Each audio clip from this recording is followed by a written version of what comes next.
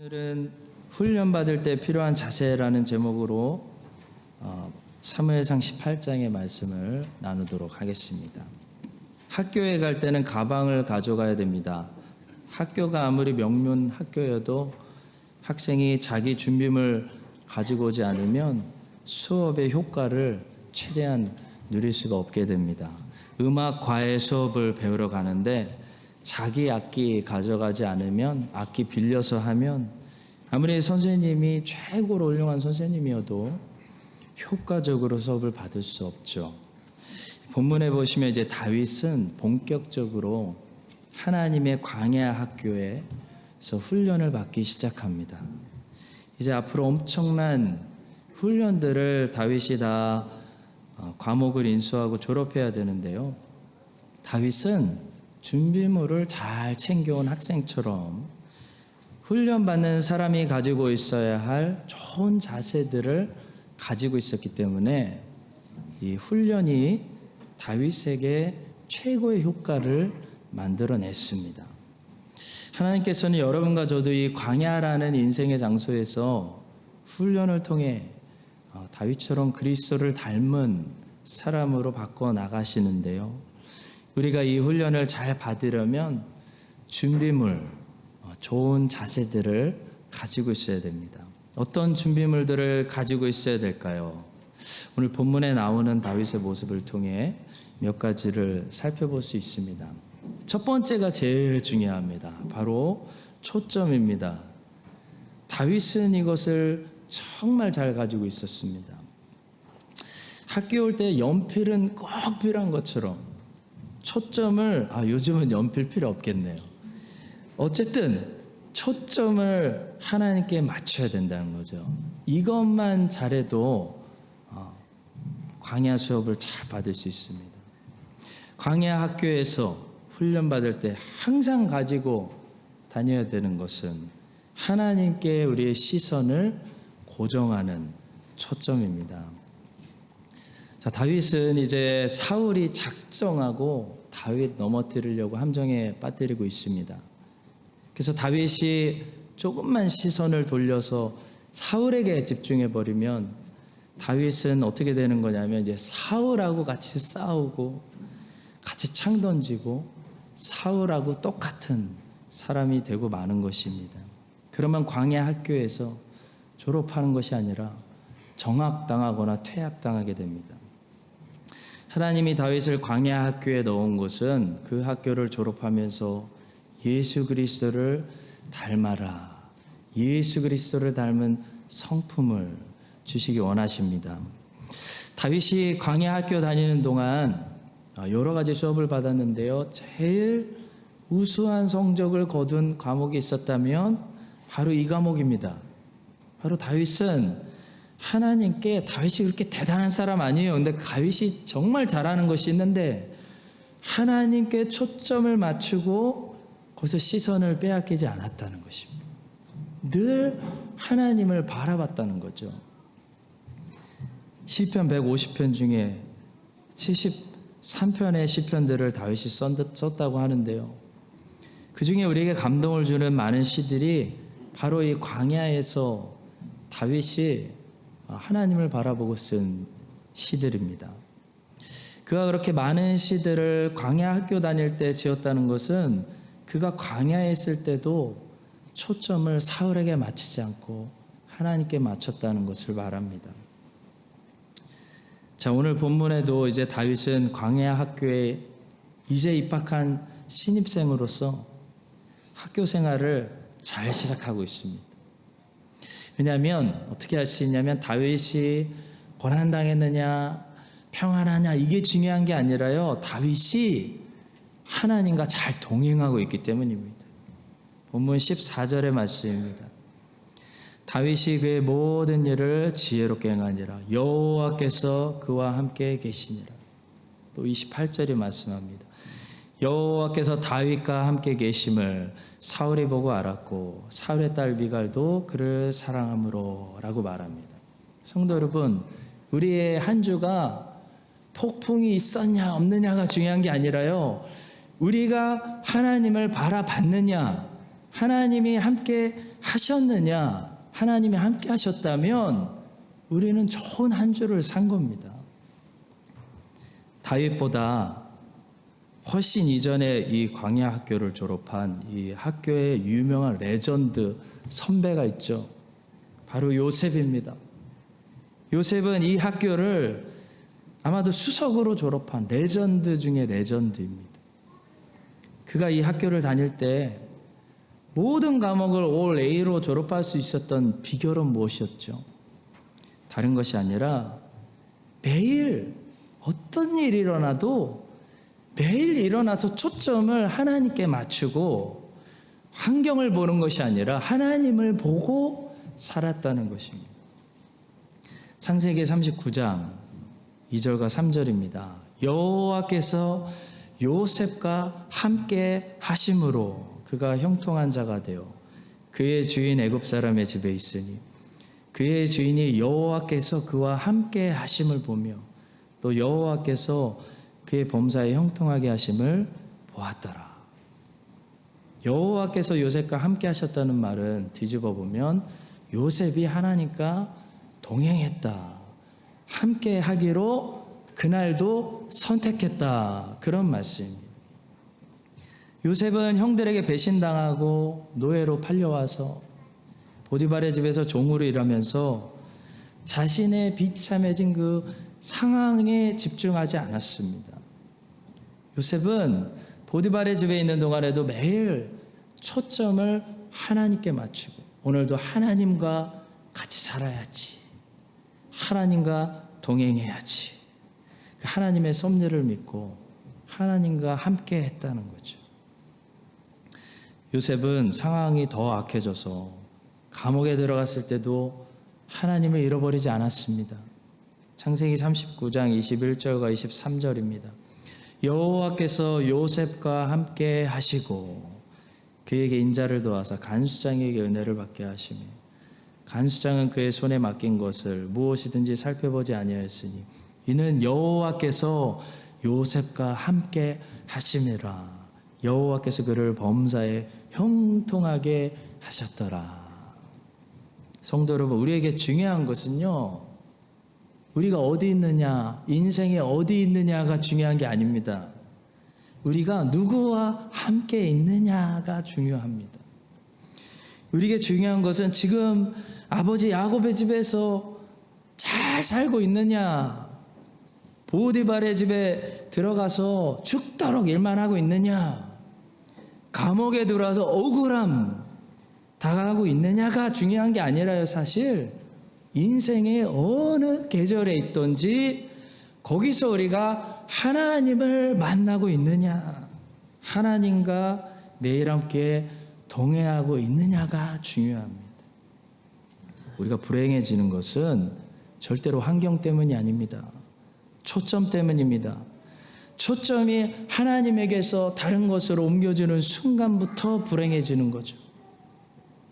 우리의 초점만 이번 주에도 하나님께 고정되어 있으면요, 아무리 광야에서도 아둘람 굴 속에 들어가도 보디발의 집에서 죽도록 일해도 억울하게 감옥에 갇혀도 하나님 나라를 거기서 경험할 수 있는 것입니다.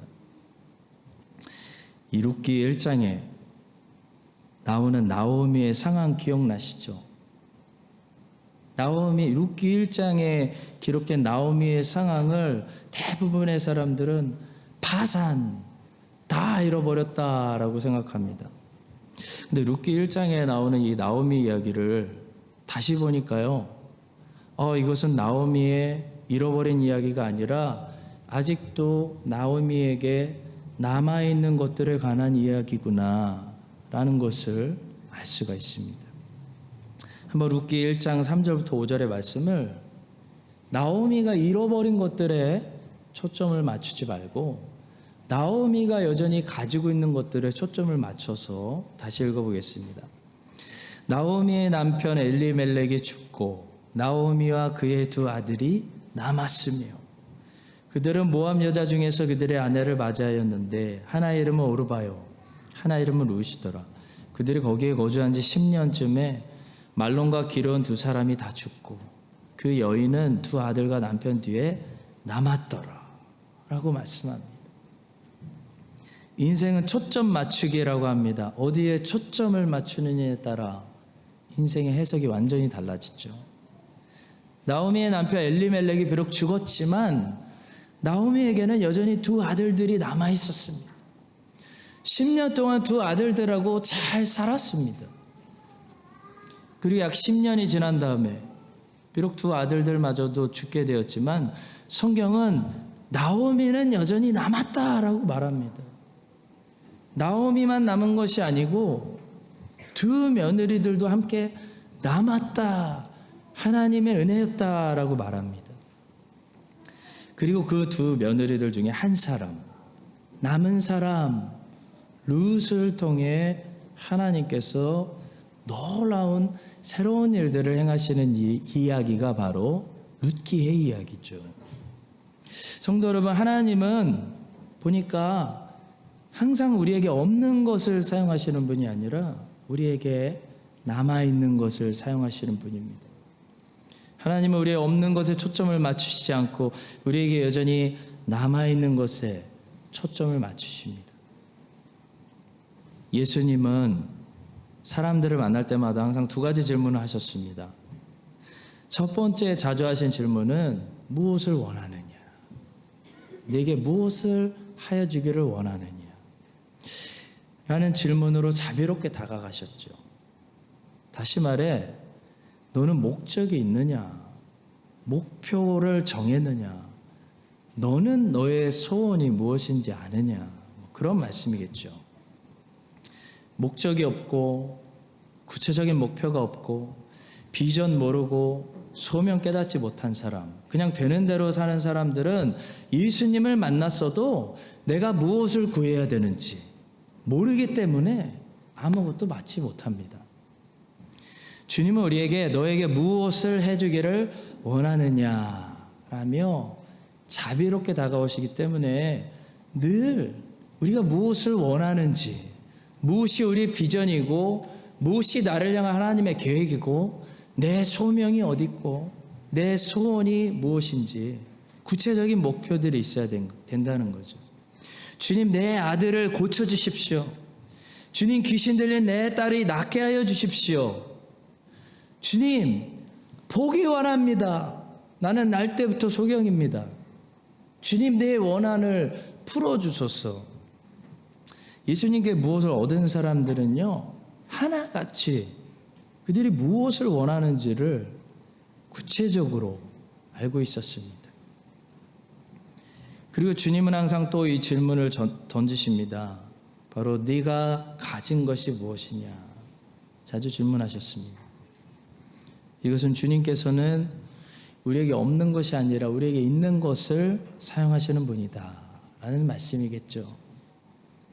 오병이어라도 괜찮으니까 네가 있는 것, 네가 가지고 있는 것을 내게 가져오라. 내가 내 능력으로 그것을 위대하게 쓰겠다. 그런 말씀입니다. 옛날에 하나님께서 모세에게 나타나셨을 때 하나님은 모세는 자기를 제발 쓰지 말아달라고 부탁을 하고 핑계를 댔는데요. 하나님은 모세에게 없는 것을 요구하시지 않았습니다. 하나님 모세에게 이렇게 질문하셨죠. 여호와께서 그에게 이르시되 내 손에 있는 것이 무엇이냐? 그가 이르되 지팡이입니다. 모세는 인생 실패해가지고 아무것도 없었습니다. 지팡이밖에 없었습니다. 근데 그 지팡이라도 내게 주면 내가 쓰겠다. 그것이 하나님의 말씀이죠. 하나님은 모세에게 남은 것에 집중하셨고요. 모세에게 있는 것을 사용하셔서 실패자 모세가, 그 목자 모세가 유일하게 가지고 있었던 모세의 그 지팡이가 어떤 지팡이가 되게 하셨냐면 홍해도 갈라버리는 하나님의 위대한 지팡이가 되게 하셨습니다. 출애굽기 4장 20절입니다. 모세가 그의 아내와 아들들을 나귀에 태우고 애굽으로 돌아가는데 모세가 하나님의 지팡이를 손에 잡았더라. 성도 여러분, 하나님은 우리에게 없는 것을 요구하시지 않습니다.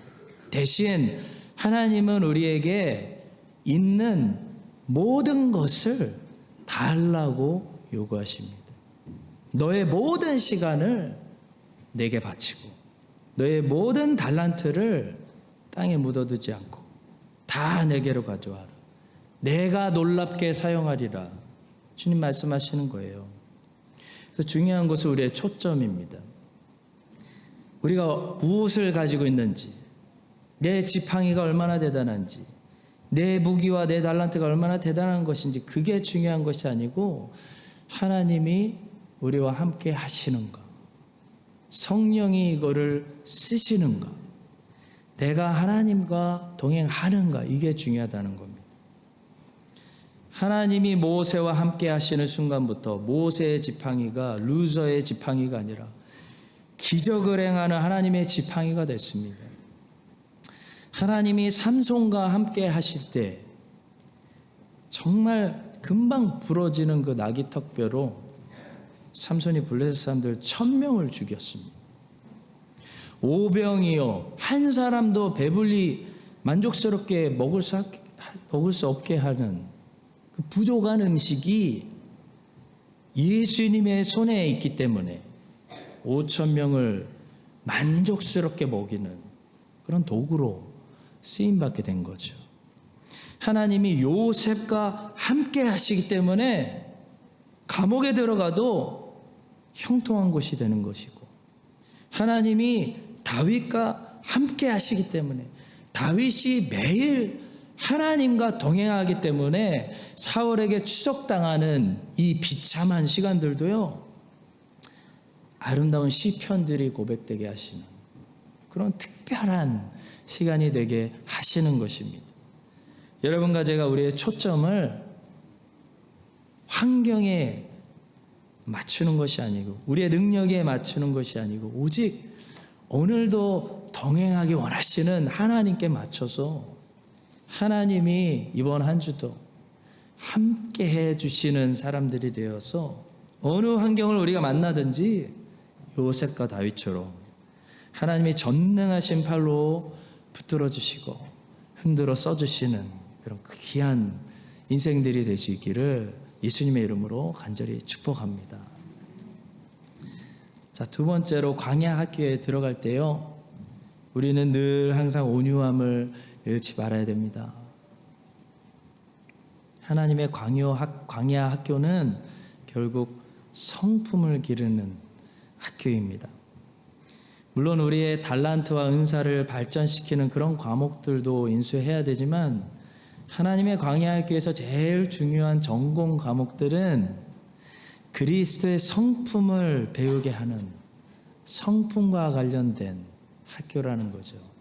이 학교는 우리가 무엇을 할 수 있는지를 만드는 학교가 아니라 우리가 누구인지를, 정체성 자체를 바꿔나가는 그리스도를 닮게 하는 학교인 것입니다. 요셉과 다윗, 모세, 아브라함 이런 사람들이 긴 시간 동안 하나님의 광야 학교를 졸업하고 나서 그들이 결국 얻게 된 열매는 그리스도를 닮은 성품이었습니다. 하나님의 광야 학교를 졸업하면서 우리는 결국 그리스도를 닮은 사람들로 변하게 됩니다. 자, 오늘 본문에 보니까 마귀는 사울을 사용해서 계속 다윗을 건드립니다. 다윗이 불만을 품고 반역을 일으키거나 폭동을 일으키도록 다윗의 화가 뚜껑이 열려서 폭발하도록 부추기는 거죠. 굉장히 비겁하게 사울이 부추깁니다. 다윗은 골리앗을 죽임으로써 사실 이미 사울의 사위가 될 수 있는 자격을 얻었습니다. 왜냐하면 사울이 이미 그때 누구든지 골리앗 죽이면 내 딸을 선물로 준다, 온 나라에 공지했었던 적이 있습니다. 한번 보겠습니다. 이스라엘 사람들이 이르되 너희가 이 올라온 사람을 보았느냐? 참으로 이스라엘을 모욕하러 왔도다. 그를 죽이는 사람은 왕이 많은 재물로 부하게 하고 그의 딸을 그에게 주고 그 아버지의 집을 이스라엘 중에서 세금을 면제하게 하시리라. 다윗은 골리앗을 죽임으로 이미 사울의 딸과 결혼할 수 있는 자격을 갖췄습니다. 사울이 그 약속을 무시해 버렸죠. 다윗 입장에서는 매우 화가 날 일이죠. 왕의 딸과 결혼할 수 있는 것이 보통 기회입니까, 여러분? 자, 그런데 다윗은 이 일 때문에 불평하거나 분노하지 않습니다. 다윗이 사울에게 불평을 쏟아냈다거나 조금이라도 반역의 조짐을 일으켰다는 말 사무엘상에서 전혀 찾아볼 수 없습니다. 오히려 다윗의 태도가 너무나 사울에게 충성했기 때문에 감히 다윗의 측근들도 다윗 들을까 봐 사울에 대해서 수근수근하지 못했습니다. 사울은 골리앗을 죽인 이 다윗에게 약속대로 자기의 딸을 주지 않았고 다윗은 그 일에 대해서 불평을 품지 않았습니다. 자, 그런데 본문에 보니까 사울이 또 거짓말을 하고 있습니다. 사울이 다윗에게 또 제안하죠. 내 첫째 딸 메랍을 아내로 줄 테니까 너는 가서 그 조건으로 블레셋 사람들과 싸우고 와라 라고 했습니다. 함정이죠. 가서 죽으라는 겁니다. 그래서 블레셋 사람들과 열심히 싸워서 목숨 걸고 다윗이 이기고 돌아왔는데요. 그때 사울이 또 어떻게 했냐면 19절의 말씀이죠. 사울의 딸 메랍을 다윗에게 줄 시기에 무올라 사람 아드리엘에게 아내로 주었더라. 여러분, 회사에서 남의 일 내가 대신 떼어주고 해줬는데요. 회사가 그 대가와 보상을 나에게 주는 게 아니라 그 일하지도 않은 사람에게 주었다고 상상해 보세요. 여러분들 그 회사 계속 다닐 수 있겠습니까? 매우 어렵겠죠. 다윗의 상황이 지금 그런 상황입니다. 목숨 걸고 나가서 전쟁을 했거든요, 다윗이. 근데 사울이 보란듯이 자기의 딸 메랍을 다윗에게 주는 척하면서 전쟁 나가지도 않은 남자에게 준 거예요. 사울이 지금 뭘 하고 있는 거죠? 계속해서 다윗을 건드리고 있는 겁니다. 다윗이 화를 내고 분노를 폭발하고 이건 불공평해. 왕은 못된 사람이야 라고 말하고 사울에게 불만을 품고 불평 쏟아내고 사람들 충동해가지고 반역하고 폭동을 일으키기를 충동하고 있는 겁니다. 반역 일으키면 그때 죽이려고. 만약에 다윗이 자신의 인기를 믿고 여론을 충동해서 사울에 대해서 안 좋은 말들을 쏟아내고 반역했다면 어떻게 됐을까요? 다윗은 의외로 압살롬처럼 쿠데타에 실패하고 사울의 군대에게 붙잡혀서 목이 잘렸을 것입니다. 성도 여러분, 광야 학교에 있을 때 사탄이 계속 우리를 충동하고 유혹하는 부분이 어디냐면 우리가 폭발하고 우리가 칼을 뽑고 우리가 뒤에서 불평하고 사람들 충동해서 반역하고 폭동 일으키게 하는 것입니다. 한마디로 우리를 압살롬으로 만들려는 것이 광야 학교에 있을 때 우리가 사탄에게 계속 받는 유혹입니다. 다윗이 이 광야 학교에서 깊은 유혹을 받아가지고 나중에 사울의 옷자락만 자르는 그런 일들이 2번이나 일어났죠. 계속 유혹이 오는 겁니다. 죽여버려, 끝내버려. 다윗이 광야 학교에서요 우수한 성적으로 졸업할 수 있었던 큰 비결은 다윗은 끝까지 사울을 향해서 칼을 쓰지 않고 온유함을 지켰다는 사실입니다. 이것이 예수 그리스도의 성품이죠. 자기를 찌르고 모욕하고 십자가에 못 박는 사람들을 향해서 끝까지 참으시고 온유함으로 승리하신 모습이 우리 주님의 모습입니다. 하나님은 이런 온유함, 아무리 화가 나는 이런 다윗 같은 상황 속에서도 부드러울 수 있는 그런 성품을 우리가 가질 수 있도록 우리를 광야 학교에서 훈련하십니다. 성도 여러분, 온유함이라는 것은 절대로 나약함이 아닙니다. 온유함은 나약함이 아니라 부드러움입니다. 부드러움. 이삭은 부드러운 사람이었죠. 이스마엘이 자꾸 건들고 희롱하는데도 저항하지 않았습니다. 이삭은 블레셋 사람들이 3번이나 우물을 빼앗았는데도 같이 욕하면서 빼앗고 싸우지 않았습니다. 우리는 창세기에서 이삭의 날카로운 칼 같은 모습을 찾아볼 수 없습니다. 늘 부드럽습니다. 이삭은 모리아산에서 아버지에게 결박당해서 제물로 바쳐지는 순간에도 저항하지도 않습니다. 이삭이 왜 그랬을까요? 이삭이 약해서? 아니요, 이삭 강합니다. 이삭이 아브라함 제압할 수 있습니다. 이삭이 왜 저항하지 않을까요? 이삭이 부드럽기 때문입니다. 온유하기 때문입니다. 온유한 것은요, 겉으로는 부드러운데 속으로는 약한 것이 아니라 강하고 끈질긴 것을 말합니다. 실크는 부드럽지만 질겨서 잘 안 찢어지는 것처럼 이삭은 항상 지는 것 같은데요, 결국 제일 오래 장수하고 100배의 축복을 받고 끝에 가보면 이삭의 원수들은 이미 다 죽어서 사라지고 혼자 남아서 승리하고 있습니다. 원수의 칼로 함께 맞서서 싸우면요, 원수를 이길 수는 있어도 많은 것을 잃어버리게 됩니다. 그런데 원수의 칼이 아니라 예수님처럼 온유함으로 맞서서 싸우면요, 저도 모든 것을 얻게 됩니다. 예수와 함께 있던 자 중에 하나가 손을 펴 칼을 빼어 대제사장의 종을 쳐 그 귀를 떨어뜨리니 이에 예수께서 이르시되 내 칼을 도로 칼집에 꽂으라. 칼을 가지는 자는 다 칼로 망하느니라. 왜 칼을 가지는 자, 칼을 쓰는 자, 칼로 망한다고 말씀하셨을까요? 칼을 쓰면 이길 수야 있겠죠. 근데 이겨도 잃어버린 것이 너무나 많지만 온유함을 사용하면요, 저도 모든 것을 얻기 때문입니다. 여러분은 칼로 사울을 죽이고 모든 것을 잃어버리시겠습니까? 아니면 사울에게 져주고 모든 것을 얻으시겠습니까? 다윗은 사울의 칼을 향해서 같이 칼을 쓰지 않았습니다. 끝까지 칼을 칼집에 꽂았습니다.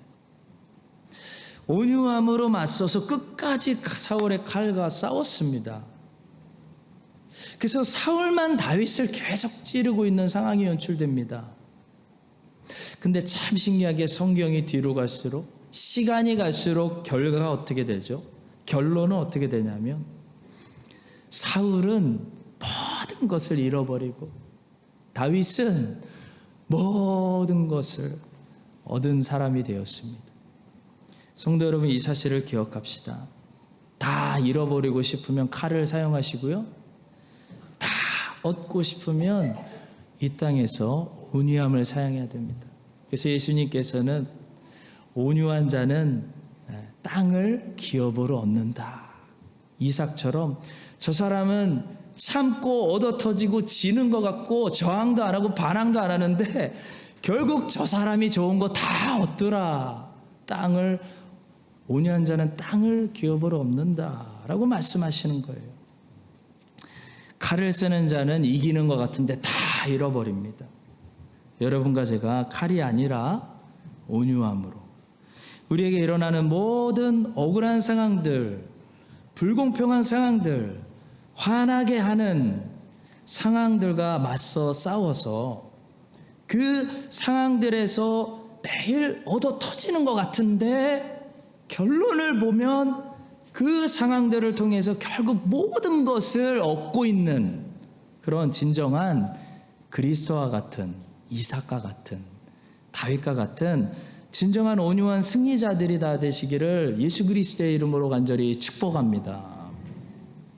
마지막 세 번째로 간단하게, 광야 할교에 있을 때 우리는 겸손해야 됩니다. 겸손과 초심을 잃지 말아야 됩니다. 본문에 보니까 다윗은 참 겸손합니다. 더 놀라운 것은 다윗이 위치가 굉장히 올라갔는데도 겸손을 잃어버리지 않았다는 게 더 대단합니다. 초심을 잃지 않았습니다. 다윗의 말들을 들어봅시다. 18절입니다. 다윗이 사울에게 이르되 내가 누구며 이스라엘 중에 내 친속이나 내 아버지의 집이 무엇이기에 내가 왕의 사위가 되리이까. 23절입니다. 사울의 신하들이 이 말을 다윗의 귀에 전하매 다윗이 이르되 왕의 사위 되는 것을 너희는 작은 일로 보느냐. 나는 가난하고 천한 사람이라. 와, 다윗 멋있죠. 다윗은 사실 더 이상 엘리압의 막내 동생이 아닙니다. 꼴찌 학가촌 막내가 아니에요. 다윗은 지금 스스로 대단하다고 느낄 만한 그런 업적을 이룬 사람입니다. 다윗의 가문은 절대로 천한 가문이 아니었습니다. 다윗은 유다 지파의 뼈대 있는 가문 출신이었고요. 아름다운 외모를 가졌고요. 다윗은 잘생겼습니다. 그는 뛰어난 전쟁의 천재였고요. 그는 지금 현재 이스라엘에서 제일 인기가 치솟고 있는 여론이 좋은 정치인이었습니다. 그는 골리앗의 머리를 베어버림으로 이스라엘의 역사적인 업적을 세운 사람입니다. 이거 하나만 계속 재탕해서 울부버려도 평생 살 수 있을 것 같습니다. 왕의 딸 미갈이 다윗에게 홀딱 반해서 지금 그를 사랑하고 있습니다. 어느 면으로 보나 다윗은 이미 대단하고 스스로 높일 만한데요. 다윗은 매우 겸손합니다. 성도 여러분, 높은 자리에 올라가기 위해서 다윗이 싸웠다면 높은 자리에 올라간 후부터 다윗은 더 이상 싸움을 싸우지 않았을 것입니다. 우리가 성공하기 위해서 노력하면요, 성공한 후에는 노력을 멈추게 됩니다. 다윗은 높은 자리에 올라간 후에도 계속 겸손했던 것을 보아서 그는 높은 자리에 올라오려고 겸손한 행동을 한 사람이 아니었습니다.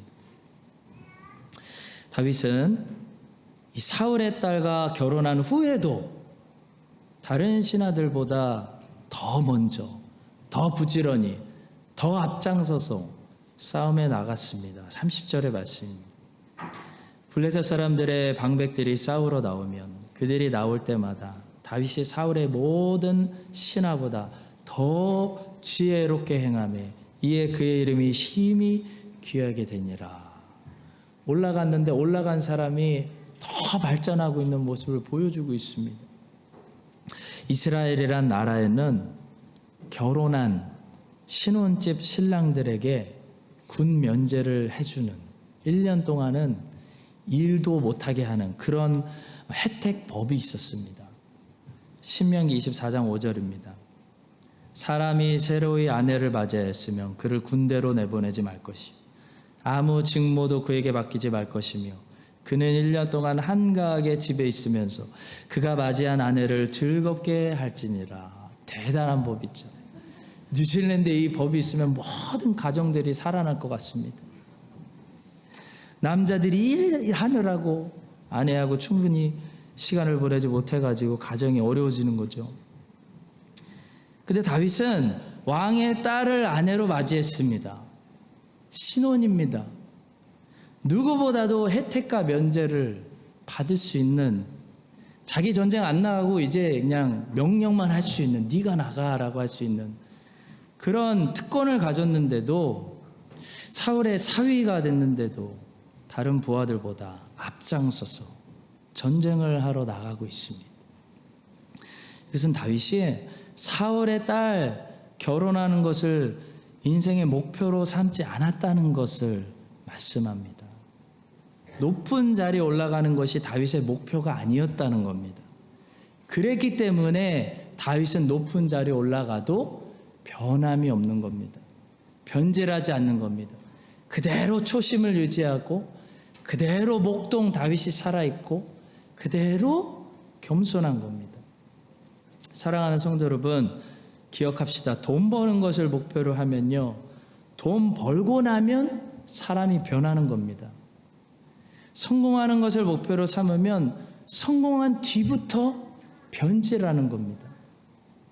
어떻게 하면 혹시 성공한 후에도, 혹시 높은 자리에 올라간 후에도 겸손함을 잊어버리지 않고 오히려 이전보다 더 열심히, 더 앞장서서, 더 발전해서 하나님의 나라를 우리가 섬길 수 있을까요? 바로 목표를 저 높은 곳에 두고 하나님께 둘 때 우리는 아무리 이루었어도 스스로, 남들은 대단하다라고 하겠죠. 근데 스스로 아무것도 이루었다고 생각하지 않고 계속해서 초심으로 겸손하게 그 높은 표대를 향해서 나아갈 수 있는 것입니다. 사도 바울이 그렇게 살았습니다.